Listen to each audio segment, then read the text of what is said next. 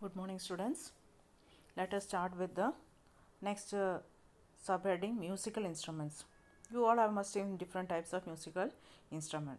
The sound produced, which is very pleasing to the ears, is called music. If it is a very irritating sound, we'll never say that it is a music. So, which helps to hear a pleasing sound is called as music.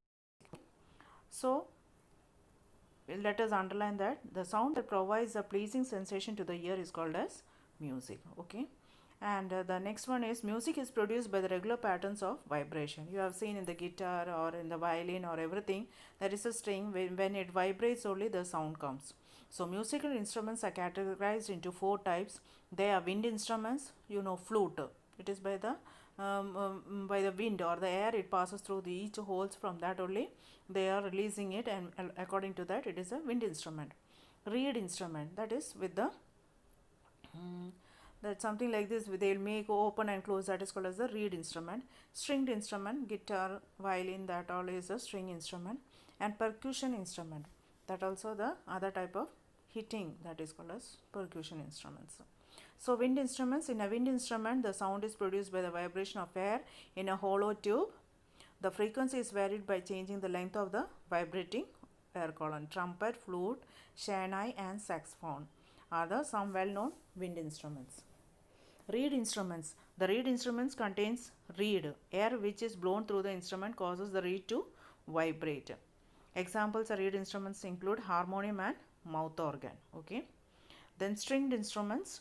Stringed instruments use a string or a wire to produce vibration and enhance a specific sound. These instruments also have hollow boxes that amplify the sound that is produced. Examples is violin, guitar, sitar are some of the examples of stringed instruments. A guitar string has a number of frequencies at which it will naturally vibrate. Those natural frequencies are known as harmonics of the guitar string, which is having a natural frequency, that is called as harmonics. Then percussion instruments. Percussion instruments produces a specific sound when they struck or scraped. That is the drums, that all is the percussion instrument or clash together. They are oldest type of musical instruments. There is an amazing variety of percussion instruments all over the world. Percussion instruments like the drum and tabla consist of leather membrane which is stretched across the whole box called as the resonator. So when there is a drum, you can see in the drum all there will be a thick leather, that thing, and when they are hitting only the sound is coming. That is called as percussion instruments. Now sound produced by human. How the sound is produced from our vocal cords. In human being the sound is produced in the voice box called as the larynx. So the sound is actually produced inside the voice box. Other name is larynx, which is present in the throat. It is located at the upper end of the windpipe. On the top of that you have seen a small, in the opening in the deep under the mouth, when you open there is a small tongue like thing, isn't it? That is the windpipe. The larynx has two ligaments called as vocal cords stretched across it. The vocal cords have a narrow slit. Narrow slit means a small opening. Okay, and through which air is blown in and out. Through this slit only the air will be moving in and out. When this person speaks, the air from the lungs is pushed up through the trachea to the larynx. To the vocal cord, the air will be pushed from the lungs to the larynx. When this air passes through the slit, the vocal cords begin to vibrate. So there is a there is in that, through that opening, when it moves, it vibrates that vocal cords and produce a sound. By varying the thickness of the vocal cords, the length of the air column in the slit can be changed. This produces sounds of different pitches. Males generally have thicker and longer vocal cords and produces a deeper low pitch sound in comparison with females. So how the from the vocal cords, when the air is rushing in, the cords will be getting vibrated, and with this vibration only the sound is coming out when the air comes and hits that. So like that, the how we speak, how we sing a song, so like that all the, because of that variation in the pitch only the sound comes. Now mechanism of human ear, how we hears the sound in through the ears. Ear is the important organ for all the animals to hear the sound. Human ear picks up and interprets high vibrations of air. Yesterday we studied audible sound, infrasonic sound, and ultrasonic sound. So how much 20 to 20,000 hertz sound only can be heard by the human ears. If it is less than that or more than 20,000 also will not be it is not audible for us. So ears of aquatic animals are designed to pick up the high frequency vibrations in water. So always the ears of the aquatic animals, it is that high frequency sounds can be heard even though it is under the water. The outer and the visible part of the human ear is called as the pinna. So the outer part of the ear is called as the pinna. It is specially designed to gather sound from the environment. It is to absorb all the sound from the environment which when reaches the eardrum through the ear canal. When the sound waves strike the drum, so the sound or the waves entering into the ears, it will go and hit on the tympanic membrane through the ear canal. When the sound waves strike the drum, the ossicles move inwards and outwards. It will move inwards and outwards to create a vibration. These vibrations are then picked up by the special types of cells in the inner ear. From the inner ear, the vibration is sent to the brain in the form of signals. The brain perceives these signals as sound. So when this is absorbed by the inner ear, it will get send these impulses to the brain, and from the brain the return impulses will come, and that is the way how we hear the sound what is getting into the ears. Now noise pollution through the speakers or through the unwanted sounds of the industries or the boilers, these all are the pollution which causes pollution to the horning of the vehicles. So any sound that is unpleasant to the ear is called as noise. So any sound that is unpleasant to the ears is called as noise. Noise is produced by the irregular and non-periodic vibrations. Noise always gives us stress. We get a very unirritable sound, we'll get irritated. Busy roads, airplanes, electrical appliances such as mixer, grinder, washing machine, these all causes air pollution. Loudspeakers and crackers, so that also causes noise pollution.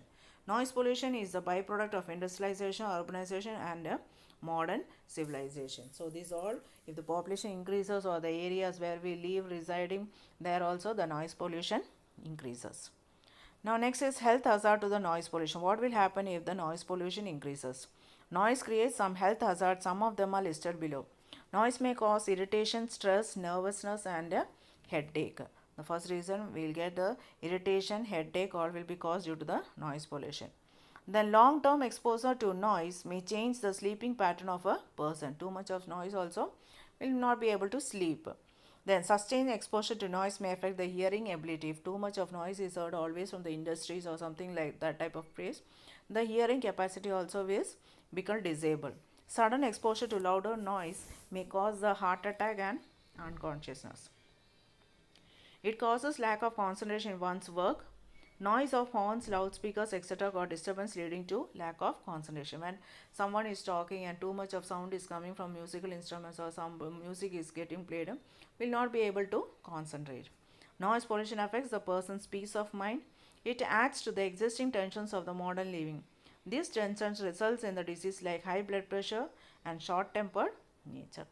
Now, these are the consequences of the noise pollution. Now, how we can control this noise pollution? Controlling of noise pollution. So, noise pollution can be significantly reduced by adopting the following steps. Strict guidelines should be set for the use of loudspeakers on social, religious, and political occasions. Loudspeakers should be minimized. We should not play for a high pitch sound or the full volume. We should not play radios, TVs, or loudspeakers should not be used in a common public meeting hall. All automobiles should have effective silencers. Silencers should be there. People should be encouraged to refrain from excessive honking while driving. While driving unnecessarily, we should not keep on horning the vehicles. Industrial machines and home appliances should be properly maintained. Industrial equipments all or the home appliances, mixie, grinder, that all unwanted sounds should be, it should be repaired so that that sound will be not coming. All communication system must be operated in low volume. All the communication, radios, televisions, that are called as communication instruments. Residential area should be free from heavy vehicles. Big vehicles like lorries, buses, these all should be avoided from the residential areas. Green corridor belt should be set up around the industries as per the regulations of the Pollution Control Board. So green corridor belt means we have to grow too much of trees and plants so that the sound will be absorbed by them, and it will not from the sound coming from the industries will not where the people are residing. People working in noisy factories should be wear ear plugs. So here that the too much of noise from the industry should not affect their eardrums. People should be encouraged to plant trees by using absorbing materials like curtains and cushions at their homes. So this is the way how we can reduce the noise pollution. Next, hearing loss. We may have hearing loss without realizing it. The following are the symptoms: earache, feeling of fullness of fluid in the ear, ringing in your ears. Hearing loss is caused by various reasons. Some of the aging, due to age factor, ear infections is not treated, certain medicines, genetic disorders, a severe blow to the head, loud noise. These are all the things where we can lose ear, our hearing capacity. Okay, so we complete the lesson here. The sound lesson is completed. Next we will go for the electricity lesson. Thank you, students.